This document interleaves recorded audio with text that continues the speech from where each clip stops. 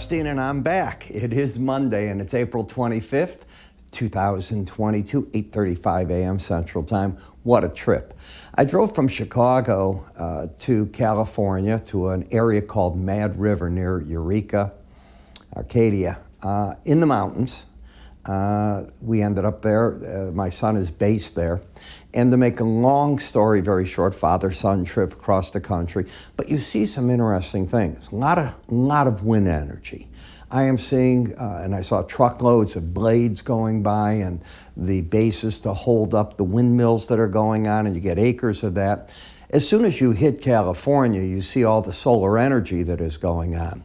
Fuel prices, yeah, you're in the $3 plus, maybe 380s, as you're in parts of Nebraska, and you finally get into Wyoming and so on. And then you hit California, and folks, it's just very gradual, and then as you get more away from the middle of the state towards the coastline again, my God.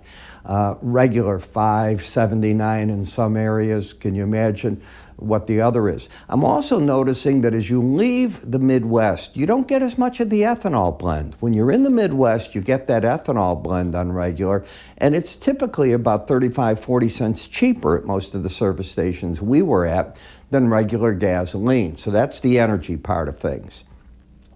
As for everything else, just a great thing to see America. I don't recall the last time. I was probably in college when I drove from Chicago to Arizona and into LA and areas like that by myself at that time. Here I was with my son.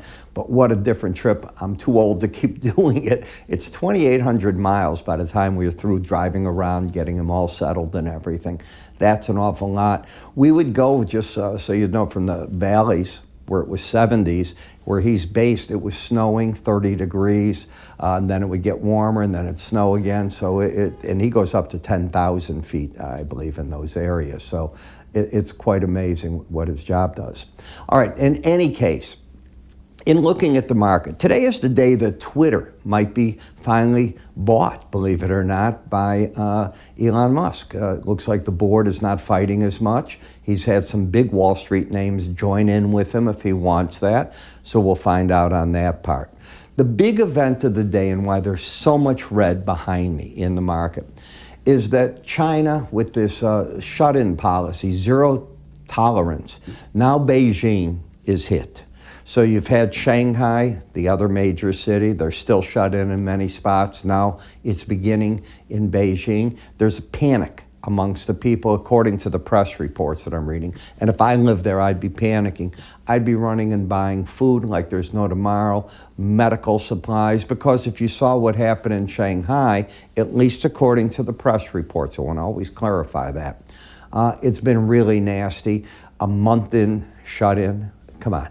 How do you buy enough food? You have refrigerators, freezer space. Most people don't. You know, these are not the richest of countries in many of these areas. But that's what's going on. And the impact of that, of course, on the supply chains is going to be immense. The economy there is getting hit. The yuan is down another 1% today. When we come to the news of the day, let's get to that. Chicago Federation National Activity Index up 0.44. Folks, that's a monster hit. They had revised it up in February to 54 to 51, and now that's a 10-point drop. That's a lot. Dallas Fed will update their monthly regional manufacturing outlook at 9:30 this morning. I would assume if we're down, they're probably getting hit. I left that in by accident. COVID is spreading so much, as I just said, the public's gone into a buying mode according to everything I'm seeing. It's just a matter of time. Why they can't do what the U.S. has done is sort of beyond me. I mean, obviously their vaccines don't work as well. I mean, otherwise there wouldn't be all these shut-ins, right? Or the vaccines work well and the people refuse to get vaccinated. Something's giving here, and I don't know what it is. But when you see that's going on, oil markets down $5 a barrel on that. The yuan up down 1%. Another series of shutbacks and I said this, for the supply chains of the world, very important. And that's going to impact the other event that's going on also. And that impact is that we've now gone into the quiet period in front of the next May Federal Open Market Committee meeting. So the Fed presidents no longer speak. They can't sway the public on their thoughts. But let me give you this. The economy, as you see in the Chicago Fed number, things are plunging very quickly. That's going to get the Fed's attention in a big way. I still will stick with my idea that you get all this from China, the supply chain issues, the inflation, interest rates alone don't solve that. The Fed's going to realize it. They're very bright. And I am not convinced you're going to get the amount of rate hikes you think. The percentage amount might be there. They may go to 75-point hikes to get this thing over quicker so they can get into an easing mode to get the economy back on its feet quicker. Don't forget what I just said. I think it's a very big possibility.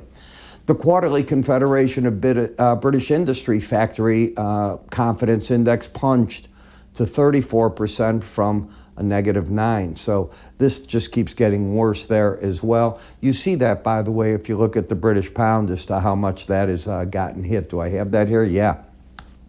In the 127 range. You do realize in euro, you're looking at a 107. So if you're going to book your trip to Europe, which I love, and now that COVID allows you to travel, I'd be booking it right away. I have my whole summer planned already. I'm not, unfortunately, leaving America, but I'd love to go to Europe. You can count on it. I'll be there next spring if things are all fine, and God willing. In the grain markets, a little bit of pressure, not surprised. As you drive across the country, I see the farmers getting ready to plant their corn, not soybeans, obviously, yet. A lot of hay, obviously, has been planted and harvested already. You see that. The cows are all out in the pastures. It's good to see these things as to what's going on.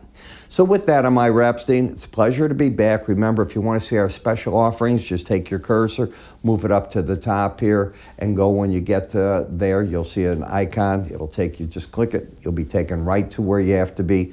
My advice, our market research, and so on, all ready for you. I'm Ira Epstein. You have a great day.